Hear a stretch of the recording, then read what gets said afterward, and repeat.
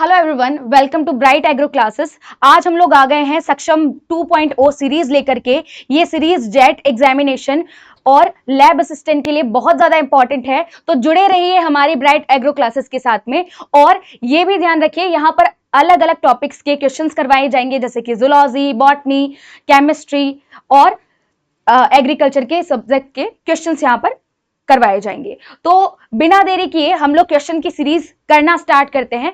देखिए पहला क्वेश्चन है। पहला क्वेश्चन क्या कहता है, हेमिकॉर्डेटा कॉर्डेटा के साथ कौन सी महत्वपूर्ण विशिष्टता की साझेदारी करते हैं? पहला है अधर तल नलिका तंत्रिका रज्जु, क्लोम छिद्र युक्त ग्रसनी, बिना क्लोम छिद्र युक्त ग्रसनी और पृष्ठ रज्जु की अनुपस्थिति। तो बच्चों पहले तो ये याद रखना पड़ेगा कि हेमिकॉर्डेटा जो हमारा ऑर्गेनिज्म है, ये नॉन कॉर्डेट्स और कॉर्डेट्स का एक कनेक्टिव लिंक कहलाता है। यानी हेमिकॉर्डेटा कॉर्डेटा और नॉन कॉर्डेटा यानी रज्जुकी और अरज्जुकी या कशेरुकी और अकशेरुकी की बीच की संयोजक कड़ी है। तो यहां पर कई सारे लक्षण ऐसे होते हैं जो हमको अरज्जुकी के देखने को मिलेंगे और कुछ लक्षण ऐसे मिलेंगे जो आपको रज्जुकी के देखने को मिलेंगे या कशेरुकी के देखने को मिलेंगे। तो देखिए सबसे पहले हमको पता होना चाहिए कि कशेरुकी के पास में कौन कौन सी विशिष्टता होती है। पहला, इनके अंदर नोटोकॉर्ड पाई जाती है यानी पृष्ठ रज्जु पाई जाएगी। पृष्ठ रज्जु अधर होगी या पृष्ठ होगी? हमारे अंदर जो पृष्ठ रज्जु होती है यानी कशेरुकी के अंदर जो पृष्ठ रज्जु होगी वो पृष्ठ सतह पे होती है। और हेमिकॉर्डेटा में ये जो पृष्ठ रज्जु कहां पे होगी? अधर सतह पे होगी। तो ये दोनों में मैच नहीं करता है। सेकंड, तंत्रिका रज्जु यानी नर्व कोड हमारे अंदर डॉर्सल सरफेस यानी पृष्ठ सतह पे होता है, जबकि अकशेरुकी के अंदर जो नर्व कोड है, जो तंत्रिका रज्जु है, वो अधर सतह पे होता है। तो ये भी क्या होगा? ये भी कैंसिल हो जाएगा। नेक्स्ट, हमारे अंदर ग्रसनीय क्लोम छिद्र पाए जाते हैं, जबकि हेमिकॉर्डेटा के अंदर भी ग्रसनीय क्लोम छिद्र पाए जाएंगे। तो बच्चों यहां पर आंसर क्या जाएगा? हमारा आंसर जाएगा सेकंड, क्लोम छिद्र युक्त ग्रसनी। क्या आंसर जाएगा? क्लोम छिद्र युक्त ग्रसनी यहां पर पाई जाएगी। किस किस के अंदर? एक तो कशेरुकी के अंदर और एक हेमिकॉर्डेटा के अंदर। तो यहां पर फर्स्ट क्वेश्चन का अपन ने आंसर कर लिया है। नेक्स्ट चलते हैं सेकंड क्वेश्चन के ऊपर। निम्न में से कौन सी जलीय स्तनधारियों, देखिए यहां पर थोड़ा सा करेक्शन करना होगा।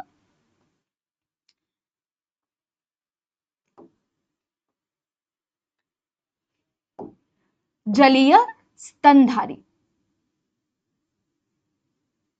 जलीय स्तनधारियों का उचित समूह है। अब देखिए पहला क्या कह रहा है? डॉल्फिन, ये स्तनधारी है। सील, ये भी स्तनधारी है, पर ट्राइगोन बच्चों ये स्तनधारी नहीं है। नेक्स्ट, वेल, डॉल्फिन और सील, ये ऑप्शन अपना करेक्ट होगा। वेल, डॉल्फिन और सील तीनों ही क्या हैं? स्तनधारी है। तीनों ही क्या है बच्चों? स्तनधारी हैं। और ये आपको समझना है कि ये जो स्तनधारी है वो कैसे है? एक्वेटिक है, यानी ये जो स्तनधारी है वो जलीय है। ये स्तनधारी कैसे हैं बच्चों? ये स्तनधारी है, जलीय स्तनधारी है। यहां पर ये स्तनधारियों की तरह ही बच्चे पैदा करते हैं, यानी ये जरायुज होते हैं, इसलिए अपन इनको किसमें रखेंगे? स्तनधारियों में रखेंगे। नेक्स्ट देखते हैं, नेक्स्ट क्वेश्चन की ओर चलते हैं। पॉरीफेरा में स्पंज गुहा जिसको अपन क्या कहते हैं? स्पॉन्जियोसील। क्या कहेंगे बेटा जी? स्पॉन्जियोसील।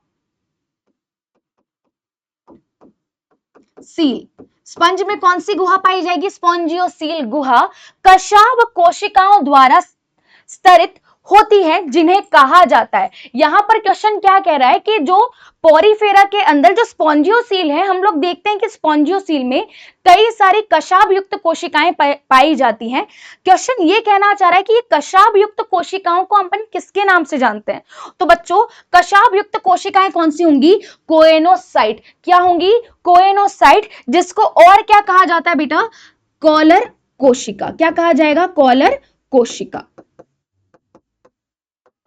ठीक है, तो ध्यान रखिएगा, स्पॉन्जियोसील या फिर स्पंज गुहा में जो कशाब युक्त कोशिकाएं होती हैं, कशाब कोशिकाएं होंगी, उनको या तो कोइनोसाइट कहा जाएगा या फिर क्या कहा जाएगा, कॉलन कोशिका के नाम से इसको जाना जाता है। और एक और चीज, ये स्पंज का विशिष्ट लक्षण है, ये स्पंज का क्या है, विशिष्ट लक्षण है। कई बार यहां से क्वेश्चन उठ जाता है, तो अपने को ये चीजें ध्यान में रखनी है। नेक्स्ट क्वेश्चन की ओर आगे बढ़ते हैं। फैसियोला हेपेटिका यकृतक्रमी अपने जीवन चक्र में निम्न में से क्रमशः कौन सी लार्वा अवस्थाओं में द्वितीयक व प्राथमिक पोषदों या पोषकों को संक्रमित करता है? तो पहले तो अपन इसका लाइफ साइकिल जानते हैं।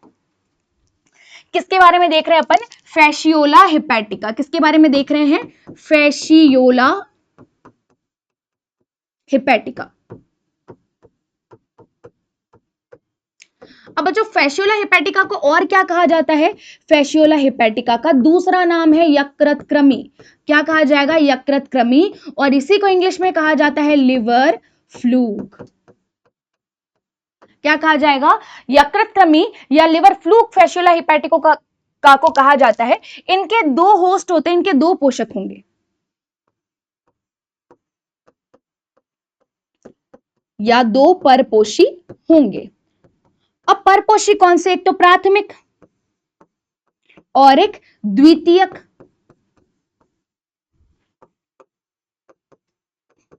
प्राथमिक प्राइमरी होस्ट और दूसरा होगा बेटा द्वितीयक सेकेंडरी होस्ट। द्वितीयक को ही अपन क्या कहेंगे, मध्यस्थ। क्या कहेंगे, मध्यस्थ। कई बार जेट में यहां से क्वेश्चन पूछा गया है कि फैसियोला हेपेटिका के मध्यस्थ परपोषी को कहते हैं, तो मध्यस्थ परपोषी क्या होगा, पहले तो ये ध्यान दीजिए कि प्राथमिक परपोषी कौन सा होगा। प्राथमिक परपोषी को अपन जानते हैं भेड़ या बकरी के नाम से,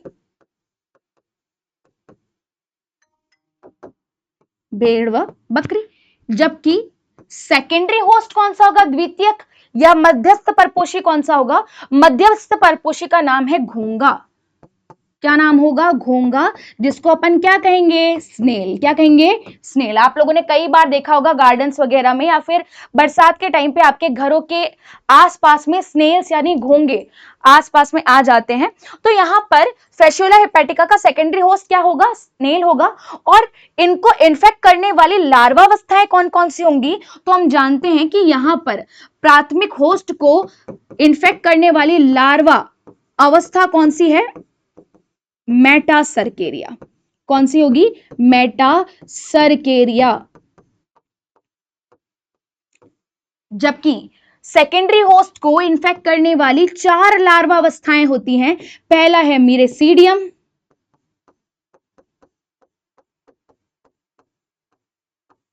स्पोरोसिस्ट,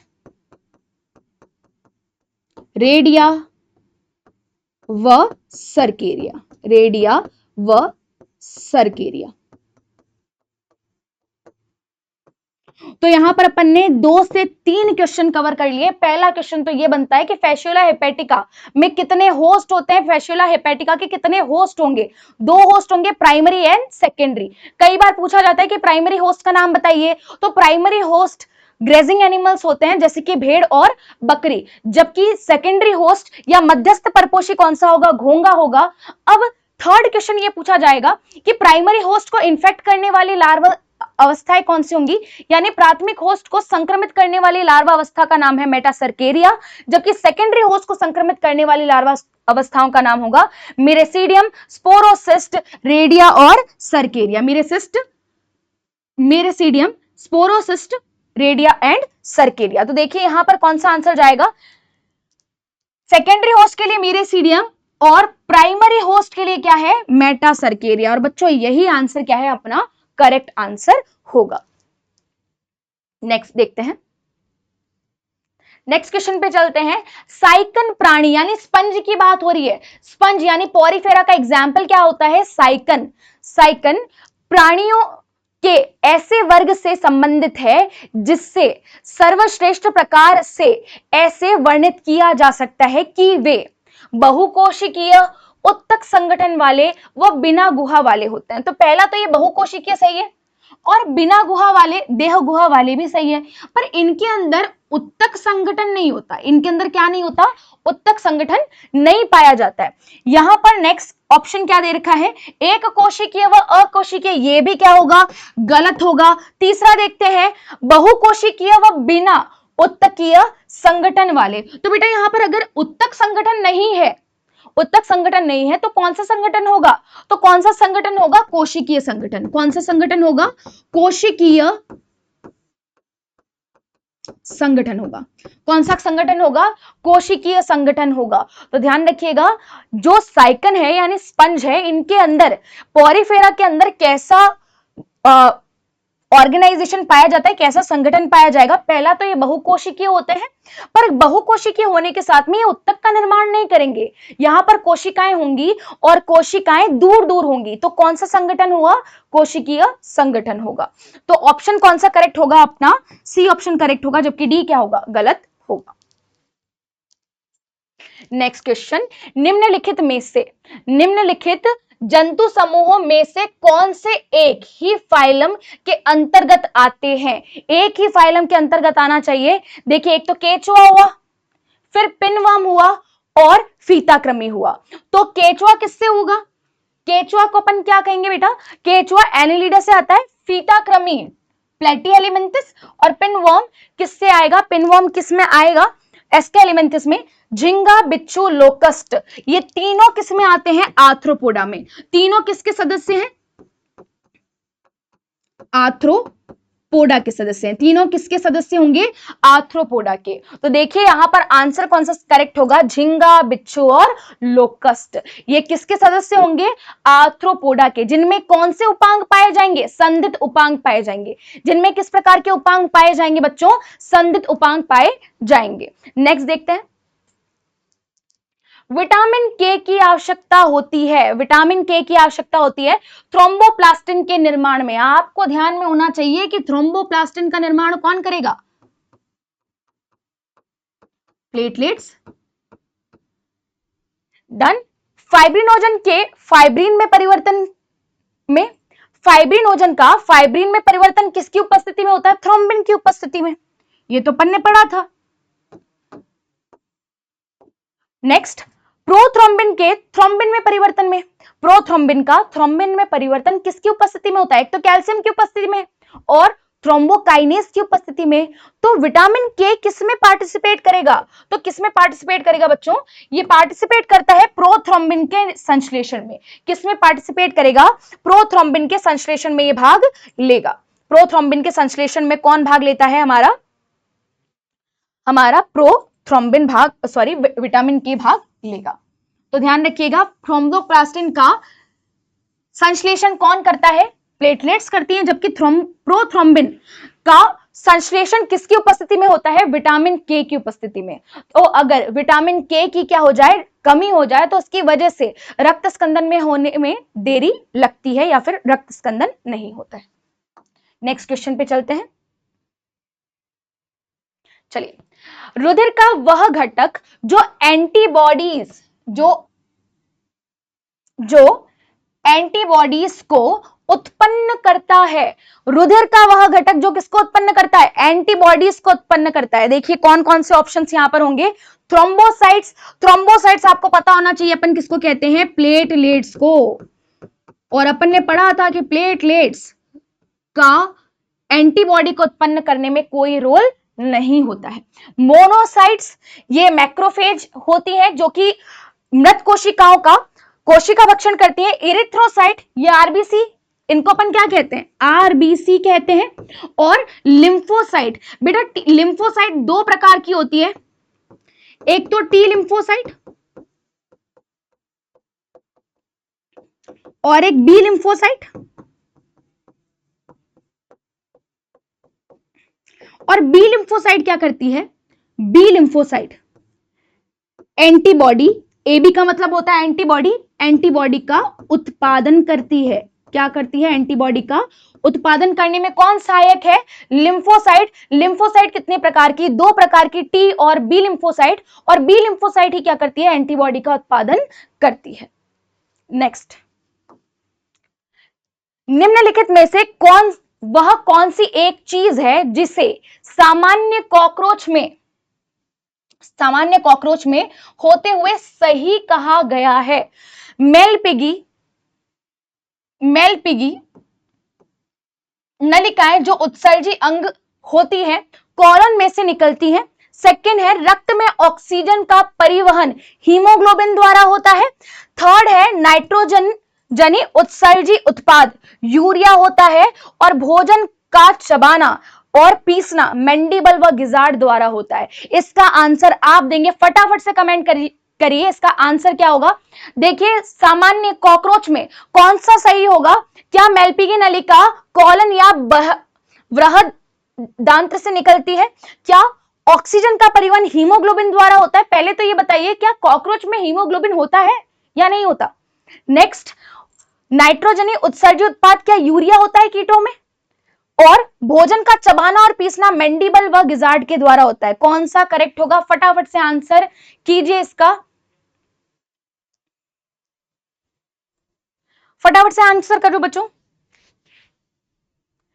चलिए देखिए ऑप्शन नंबर ए करेक्ट होगा या गलत होगा? मेलपिगी नलिकाएं जो उत्सर्जी अंग होती है, ये करेक्ट है कि कीटों में जो उत्सर्जन होता है वो मेलपिगी नलिकाओं द्वारा होता है। परंतु ये जो मेलपिगी नलिकाएं हैं वो मध्यांत्र व पश्चांत्र से निकलती है। कहां से निकलती है? मध्यांत्र व पश्चांत्र से निकलती है। और इनकी संख्या कितनी होती है? 150। कितनी होगी? 150 संख्या होती है। बी है रक्त में ऑक्सीजन का परिवहन हीमोग्लोबिन द्वारा होता है। पहली बात तो ये कि कीटों का जो रक्त होता है वो रंगहीन होता है। अगर रक्त रंगहीन होगा तो क्या हीमोग्लोबिन उपस्थित होगा? कभी भी नहीं। तो ऐसे रक्त में जहां पर श्वसन वर्णक नहीं होता, जहां पर रक्त को रंग देने के लिए कोई श्वसन वर्णक नहीं होगा, ऐसे रक्त को हम लोग क्या कहते हैं? कीटों के रक्त को अपन क्या कहेंगे? हीमोलिम्फ। क्या कहेंगे बेटा? हीमोलिम्फ कहा जाएगा। हीमोलिम्फ इनको कहते हैं। हीमोलिम्फ हमेशा रंगहीन होता है, अर्थात अगर हीमोग्लोबिन ही नहीं है या फिर कोई श्वसन वर्णक ही नहीं है तो ऑक्सीजन का परिवहन नहीं हो सकता। ऑप्शन नंबर बी भी क्या हो गया? इनकरेक्ट हो गया। ऑप्शन नंबर सी पर चलते हैं। नाइट्रोजन उत्सर्जी उत्पाद कीटों में यूरिया ना होकर के क्या होता है? यूरिक अम्ल होता है। क्या होगा? यूरिक अम्ल होता है। तो ये भी ऑप्शन क्या हो गया? इनकरेक्ट। तो देखिए चौथा क्वेश्चन सही है या गलत है? भोजन को चबाना किसकी वजह से होता है? मैंडिबल की वजह से। जबकि सबको पता है कि भोजन को पीसने का काम कौन करेगा? गिजार्ड। कौन करेगा?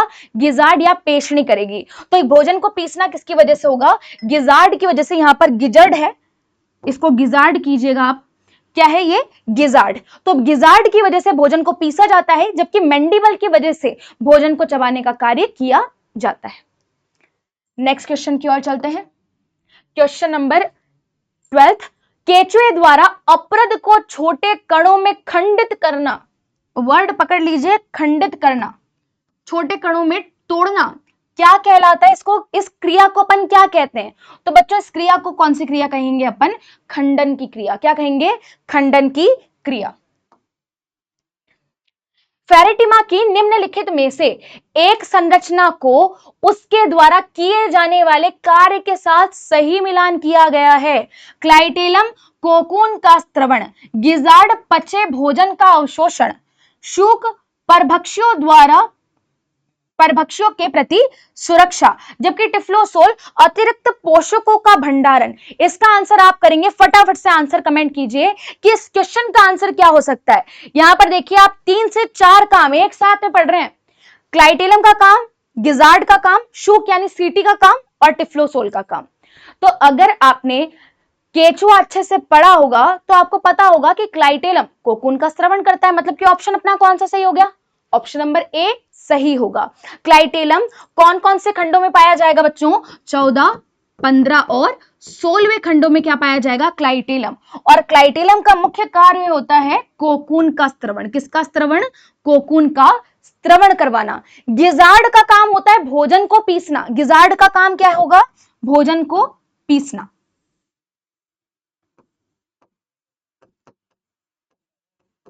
भोजन को पीसना काम होगा। तो ये क्या हो गया, ये इनकरेक्ट हो गया। शुक का काम क्या होता है, शुक का काम क्या होगा, शुक का काम होता है गमन करना, क्या करना, गमन करना। जबकि चौथा है टिफ्लोसोल। टिफ्लोसोल का करेक्ट आंसर क्या होगा कि ये भोजन का अवशोषण करता है, ये क्या करेगा, भोजन का अवशोषण करता है। ठीक है, तो टिफ्लोसोल पहली चीज तो ये आप ध्यान रखेंगे कि टिफ्लोसोल 27वें खंड से शुरू होता है, 27वां खंड से शुरू होकर के 100वें खंड तक जाता है। कौन से खंड तक जाएगा, 100वें खंड से तक जाता है। तो ध्यान रखिएगा टिफ्लोसोल 27वें खंड से 100वें खंड तक जाता है। और यहां पर टिफ्लोसोल एक उंगली नुमा संरचनाएं होती हैं, उंगली नुमा उभार होते हैं जो कि भोजन का अवशोषण करवाने के लिए जिम्मेदार होते हैं। नेक्स्ट,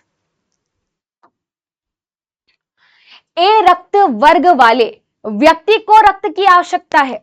ए रक्त वर्ग वाले व्यक्ति को किसकी आवश्यकता है, रक्त की आवश्यकता है। इस व्यक्ति को इस वर्ग का रक्त दिया जा सकता है। तो किसी भी पर्सन को ब्लड चढ़ाने से पहले दो चीजें अपने को ध्यान में रखनी होती है।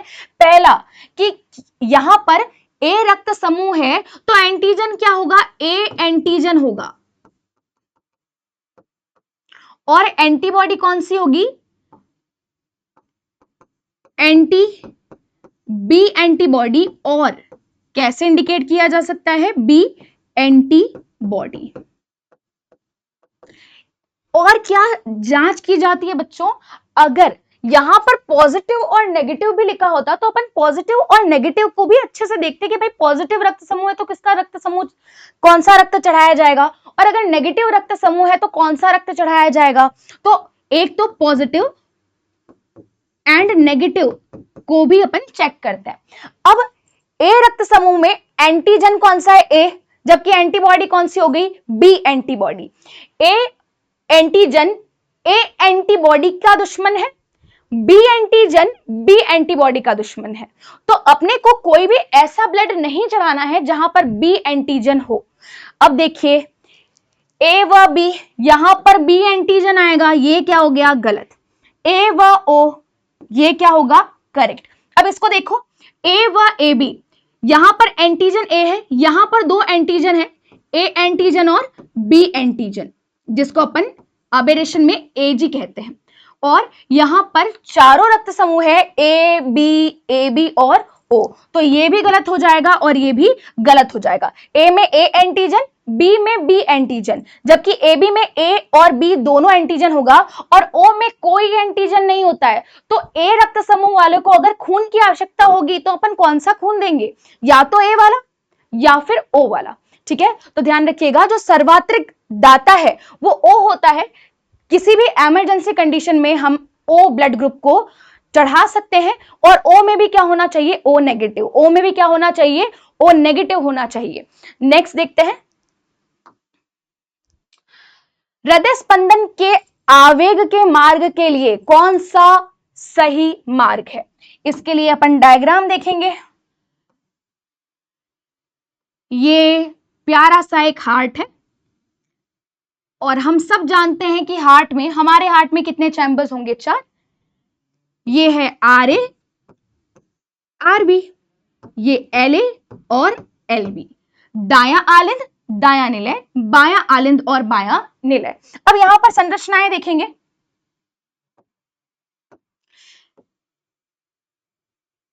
यहां पर एक नोड या पर्व पाया जाएगा जिसको अपन कहते हैं एस ए नोड, शिरानाल आलिंद पर्व। यहां पर एक नोड पाया जाएगा, इसको अपन कहेंगे, देखो आलिंद और निलय के बीच में है तो क्या नाम देंगे, ए बी नोड।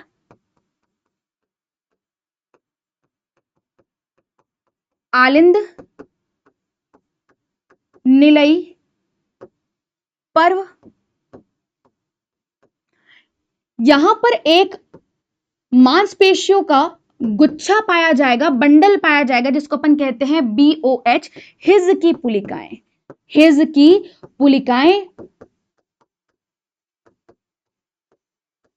या बंडल ऑफ हिज। और लास्ट में है यहां से कई सारे फाइबर्स पूरे निलय में जाएंगे और इन फाइबर्स को, इन तंतुओं को हम लोग किसके नाम से जानते हैं? पुरकिंजे तंतु के नाम से।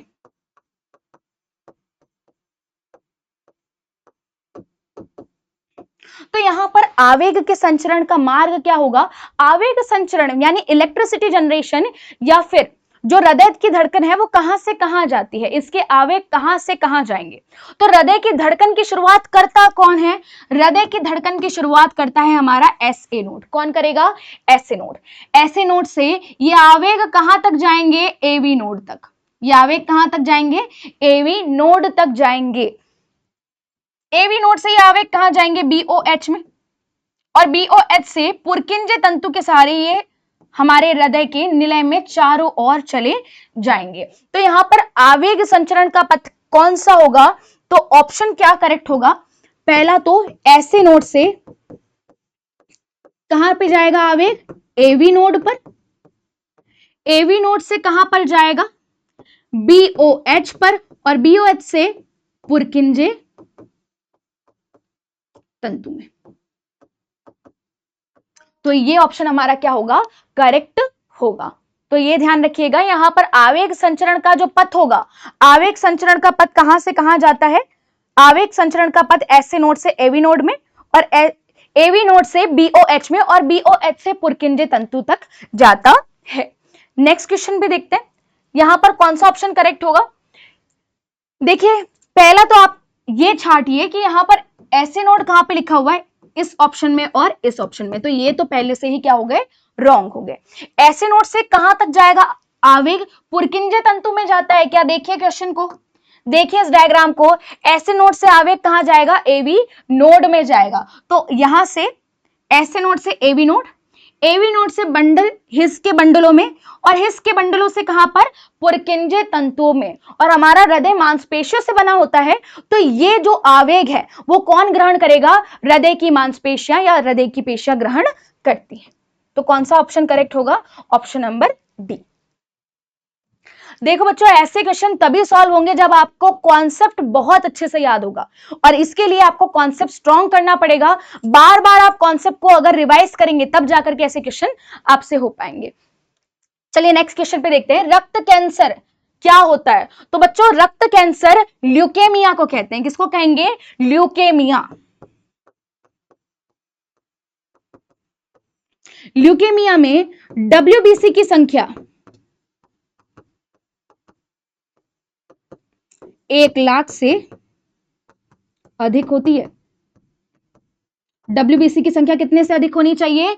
1,00,000 से अगर अधिक हो गई तो ये डेंजर का साइन है। यहां पर अगर डब्ल्यूबीसी की संख्या किसी के भी ब्लड टेस्ट में 1,00,000 से ज्यादा है तो हो सकता है उसको क्या हो जाए? ल्यूकेमिया होने के चांसेस उसमें होंगे। नेक्स्ट देखते हैं, निम्न में से कौन सा वक्तव्य रक्त घटकों तथा श्वसनीय गैसों के संबंध में सर्वाधिक सही है? आरबीसी ऑक्सीजन का, जबकि डब्ल्यूबीसी कार्बन डाइऑक्साइड का परिवहन करती है। देखिए, आरबीसी तो फिर भी सही है, आरबीसी ऑक्सीजन का परिवहन करती है, पर डब्ल्यूबीसी किसी भी गैस का संचरण नहीं करती है। तो डब्ल्यूबीसी जहां पर भी आएगा वो क्या हो गया? गलत हो गया। आरबीसी ऑक्सीजन का, जबकि प्लाज्मा केवल कार्बन डाइऑक्साइड का परिवहन करती है। ये भी क्या है? ये भी ऑप्शन अपना गलत है। भाई, प्लाज्मा ऑक्सीजन और कार्बन डाइऑक्साइड दोनों का परिवहन करती है, तो ये ऑप्शन भी क्या हो गया बच्चों? गलत हो गया। आरबीसी तथा डब्ल्यूबीसी दोनों ही ऑक्सीजन व कार्बन डाइऑक्साइड का क्या करती है? परिवहन करती है। ये भी क्या है? गलत है। बताया था ना, अगर डब्ल्यूबीसी आ गया तो डब्ल्यूबीसी आने के बाद में ही यहां पर डब्ल्यूबीसी किसी भी गैसों का विनिमय या फिर परिवहन करवाने में हेल्प नहीं करती है। तो कौन सा सही होगा? आरबीसी तथा प्लाज्मा ऑक्सीजन तथा कार्बन डाइऑक्साइड दोनों का परिवहन करती है। तो अगर हम लोग ऑक्सीजन का परिवहन देखें, चलिए दूसरी स्लाइड ले लेते हैं। दो प्रकार के परिवहन होंगे, गैसों के परिवहन गैसों का परिवहन कितने प्रकार का होगा? 2 प्रकार का। 2 प्रकार का परिवहन होगा, एक तो ऑक्सीजन का परिवहन और एक कार्बन डाइऑक्साइड का परिवहन।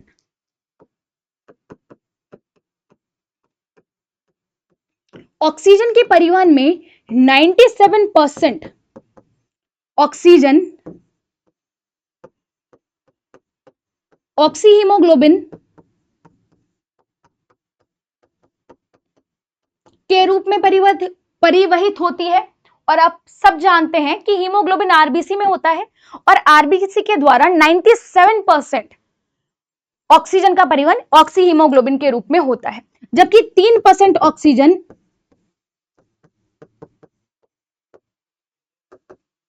प्लाज्मा के रूप में जाएगी।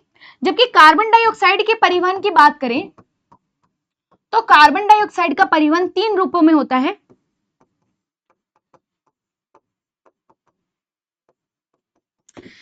सेवेंटी परसेंट बाइकार्बोनेट आयन के रूप में,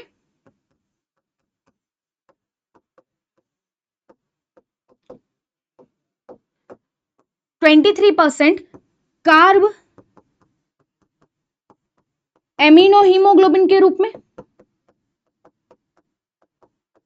अब ये कार्ब एमिनो हीमोग्लोबिन जब कार्बन डाइऑक्साइड के साथ में हीमोग्लोबिन जुड़ता है तो क्या बनेगा? कार्ब एमिनो हीमोग्लोबिन बनेगा। और कार्ब एमिनो हीमोग्लोबिन कहां पे बनेगा? आरबीसी के अंदर। और 7% जो कार्बन डाइऑक्साइड होगी वो प्लाज्मा में घुलित रूप में जाएगी, प्लाज्मा में घुलित रूप में जाएगी। मतलब कि गैसों का परिवहन एक तो करती है आरबीसी और कौन करेगा? प्लाज्मा करेगा। नेक्स्ट क्वेश्चन पे चलते हैं अपन। ओ रक्त वर्ग के लिए क्या सत्य है? चलिए आंसर दीजिए। ये क्वेश्चन जेट वालों ध्यान रखिएगा, ये क्वेश्चन आ चुका है आपके एग्जामिनेशन में और ये क्वेश्चन आपके 2024 के एग्जामिनेशन में आया हुआ है। फटाफट से इसका आंसर कीजिए, इसका आंसर कीजिए। कौन सा आंसर इसका करेक्ट होगा? कोई प्रतिजन नहीं परंतु ए बी दोनों प्रतिविष उपस्थित होंगे। देखो बेटा, यहां पर प्रतिजन का मतलब है एंटीजन। प्रतिजन का मतलब क्या है? एंटीजन। और प्रतिविष का मतलब क्या है?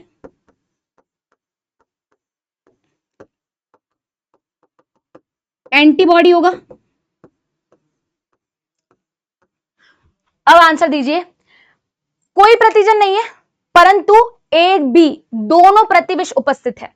प्रतिजन ए और प्रतिविष बी उपस्थित, प्रतिजन व प्रतिविष दोनों अनुपस्थित, प्रतिजन ए व बी तथा प्रतिविष ए व बी दोनों। यहां पर इसके लिए कुछ भी नहीं लिखा हुआ है, तो बेटा यहां पर आंसर कौन सा करेक्ट होगा? हमारे ओ ब्लड ग्रुप में यहां पर कोई भी एंटीजन नहीं होता, यानी ना तो ए एंटीजन है ना ही बी एंटीजन है, पर एंटीबॉडी दोनों ही होगी, ए और बी एंटीबॉडी दोनों ही पाई जाएगी। तो कौन सा करेक्ट होगा? ऑप्शन नंबर ए यहां पर करेक्ट होगा। Next question, question number 21। Lymph के लिए कौन सा वक्तव्य सही है? डब्ल्यूबीसी व सीरम, आरबीसी तथा कुछ प्रोटीन को छोड़ करके रक्त के सभी घटक पाए जाते हैं। आरबीसी, डब्ल्यूबीसी तथा प्लाज्मा और आरबीसी प्रोटीन्स व प्लेटलेट्स। आंसर दीजिए फटाफट से। लिम्फ क्या होता है?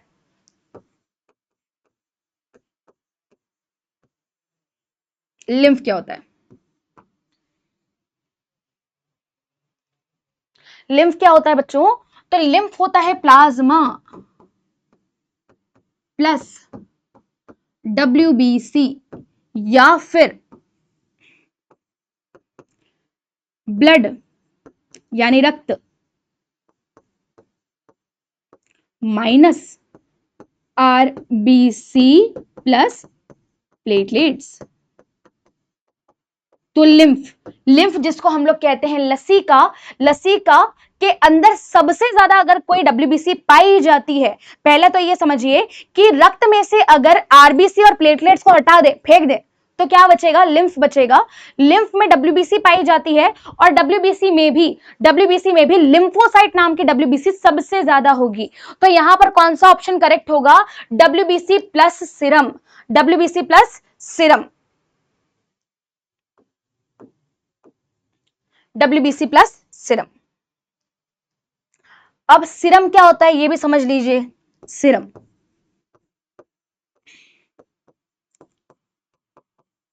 प्लाज्मा माइनस रक्त स्कंदन प्रोटीन या फाइब्रिनोजन।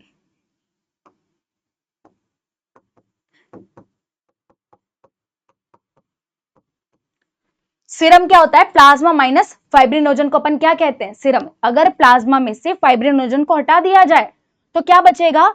एक तो सीरम बचेगा, और यहां पर और क्या चीज है? लिम्फ के अंदर डब्ल्यूबीसी भी प्रेजेंट है। नेक्स्ट देखते हैं, हिस के बंडल जाल होता है तंत्रिका तंतुओं का जो हृदय में सर्वत्र पाए जाते हैं। देखिए हिस के बंडल, यहां पर ये जो बंडल पाए जा रहे हैं ये तंत्रिकाओं के नहीं है, ये मांसपेशियों के हैं। तो ऑप्शन नंबर ए क्या हो गया? गलत हो गया। पेशीय रेशे सही है, जो हृदय की भित्ति में सर्वत्र पाए जाते हैं। सर्वत्र यानी आलिंद में पाए जाएंगे, ये भी क्या हो गया? सर्वत्र लिखा हुआ है ना। पॉइंट देखिए, पेशीय रेशे जो हृदय की भित्ति में सर्वत्र पाए जाते हैं, सभी जगह पाए जाएंगे, यानी आलिंद और निलय दोनों में पाए जाते हैं, ये पॉइंट ये कहना चाह रहा है। तो ये भी क्या हो गया? गलत। पेशीय रेशे जो पेशीय रेशों का जो निलय के भित्ति में पाए जाते हैं, ये क्या होगा बच्चों? ये होगा करेक्ट, और ऑप्शन नंबर डी भी क्या हो जाएगा? इनकरेक्ट होगा। नेक्स्ट क्वेश्चन, सिस्टेमैटिक हृदय से अभिप्राय है।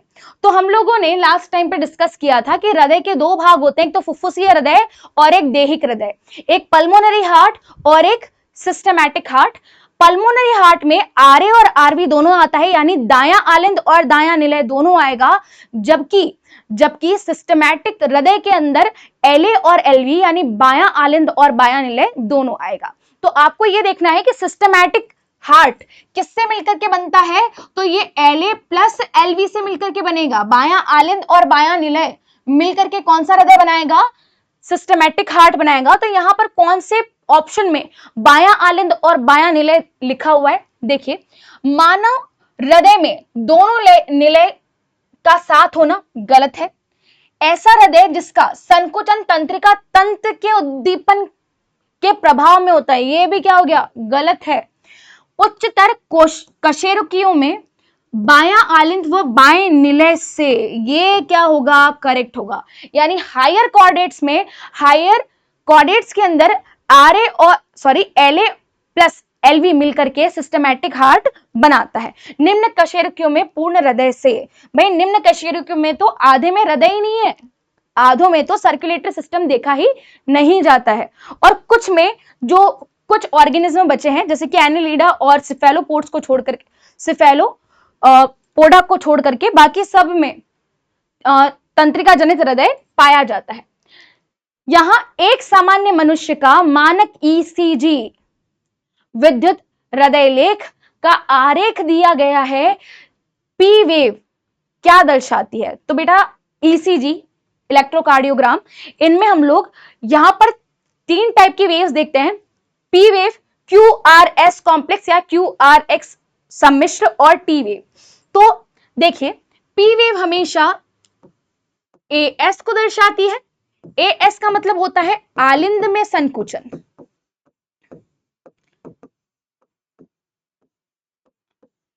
क्यूआरएस सम्मिश्र किसको इंडिकेट करेगा? वीएस को। वीएस का मतलब क्या होता है? निलय में संकुचन। एएस का मतलब होता है एट्रियम सिस्टोल, वीएस का मतलब होता है वेंट्रिकुलर सिस्टोल, और टी का मतलब होता है VD. What is VD? VD का मतलब क्या होता है? वेंट्रिकुलर डायस्टोल, यानी निलय में शिथिलन, निलय में शिथिलन।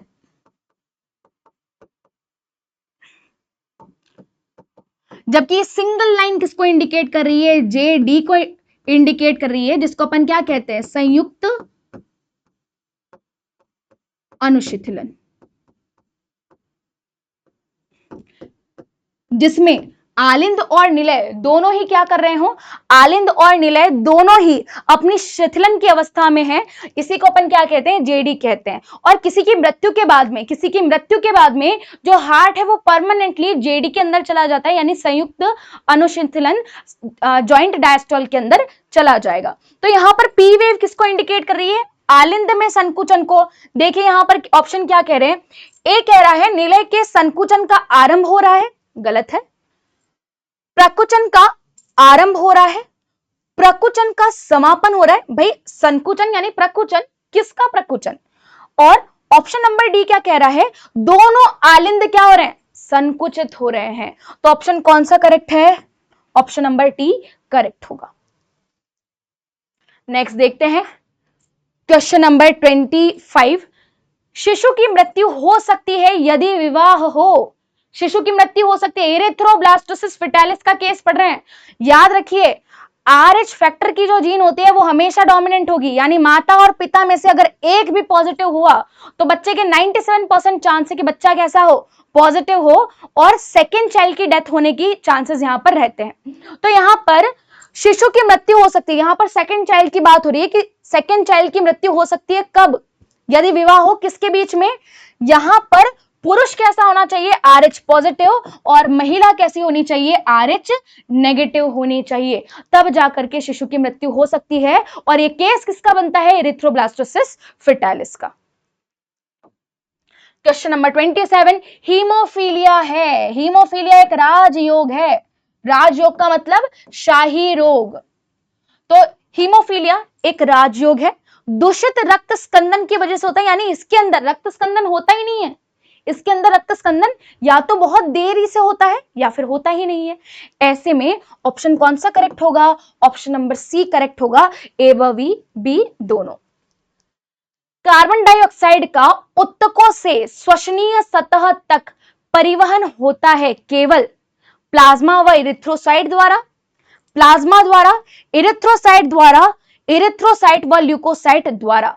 अब ये मैं नहीं बताऊंगी, आप बताइए कि यहां पर कौन सा ऑप्शन करेक्ट हो सकता है। अपन ये पहले ही डिस्कस कर चुके हैं कि गैसों का परिवहन, ऑक्सीजन और CO2 का परिवहन किन किन के द्वारा होगा, एक तो प्लाज्मा के द्वारा और एक इरिथ्रोसाइट के द्वारा।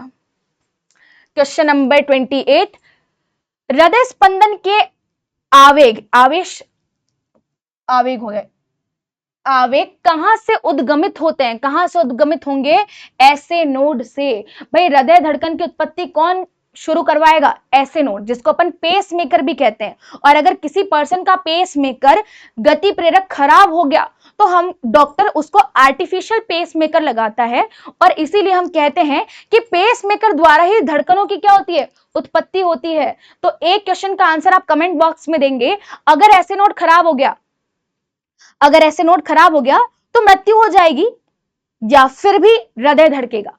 आंसर दीजिए, अगर हृदय धड़केगा तो किसके द्वारा धड़केगा और क्यों धड़केगा। चलिए, हीमोग्लोबिन का ऑक्सीजन विघटन curve, oxy haemoglobin dissociation curve, oxy haemoglobin dissociation curve क्या इंडिकेट करता है, ऑक्सी हीमोग्लोबिन डिसोसिएशन कर्व या ऑक्सी हीमोग्लोबिन वियोजन वक्र किसको दर्शाता है, ये वक्र किस टाइप का बनेगा। तो बच्चों देखो, ये ग्राफ एस आकार का होता है, किस आकार का होगा, एस आकार का होगा, एस आकृति का होगा, और इसी को अपन क्या कहते हैं, सिग्मोइड कर्व, क्या कहेंगे, सिग्मोइड कर्व कहेंगे। और ये किसके बीच में होगा, एक तो PO2 के बीच में, ऑक्सीजन के आंशिक दाब के बीच में, और हीमोग्लोबिन की प्रतिशत संतृप्तता के बीच में। तो ऑक्सी हीमोग्लोबिन डिसोसिएशन कर्व, ये भी क्वेश्चन आया हुआ है, तो ध्यान से देखिए। ऑक्सी हीमोग्लोबिन डिसोसिएशन कर्व, आप रेस्पिरेटरी सिस्टम में एक ही डिसोसिएशन कर्व पढ़ते हो, वो भी ऑक्सी हीमोग्लोबिन डिसोसिएशन कर्व। ये किसके बीच में होता है, PO2 और हीमोग्लोबिन की प्रतिशत सांद्रता के बीच में। और ये कर्व किस आकार का होगा, किस आकृति का होगा, सिग्मोइड और एस आकृति का। तो यहां पर कौन सा सही है, सिग्माकार, सिग्मोइड को ही अपन क्या कहते हैं, सिग्माकार। अति परवलय या हाइपरबॉलिक गलत है, रेखीय गलत है, हाइपरबॉलिक कम परवलय। तो कौन सा करेक्ट होगा? ऑप्शन नंबर ए करेक्ट होगा। क्वेश्चन नंबर 31, एक मरीज के रक्त का विश्लेषण करने पर इसमें कार्बोक्सी हीमोग्लोबिन अत्यधिक मात्रा में पाई गई है, निम्न में से कौन सा अनुमान सत्य हो सकता है? मरीज प्रदूषित वायु के अंदर रह रहा था जिसमें अधिक मात्रा में होती है। ठीक है, मरीज प्रदूषित वायु के अंदर सांस ले रहा था जिसमें अत्यधिक मात्रा में होती है। तो प्रदूषित वायु, पहला तो कार्बोक्सी हीमोग्लोबिन बनेगा कब? तो बच्चों ये ध्यान में रखना है आपको, अगर हीमोग्लोबिन कार्बन मोनोऑक्साइड के साथ में जुड़ जाए तो क्या बनाता है? कार्बोक्सी हीमोग्लोबिन बनाएगा। कार्बोक्सी हीमोग्लोबिन में जो कार्बन मोनोऑक्साइड है इसकी 1% सांद्रता वातावरण को क्या कर सकती है? प्रदूषित कर सकती है। 1% सांद्रता वातावरण को प्रदूषित कर सकती है। और आप ये भी ध्यान रखेंगे कि 1% सांद्रता अगर वातावरण को प्रदूषित कर रही है, इसका मतलब ये गैस कैसी है? जहरीली गैस है।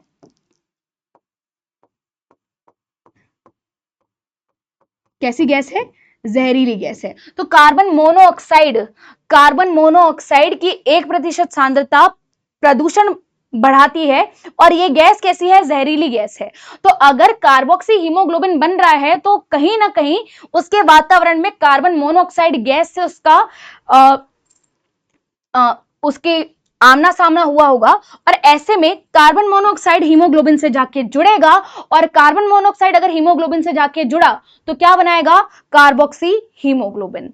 ठीक है, तो यहां पर ये ऑप्शन का आंसर क्या जाएगा? डी आंसर जाएगा।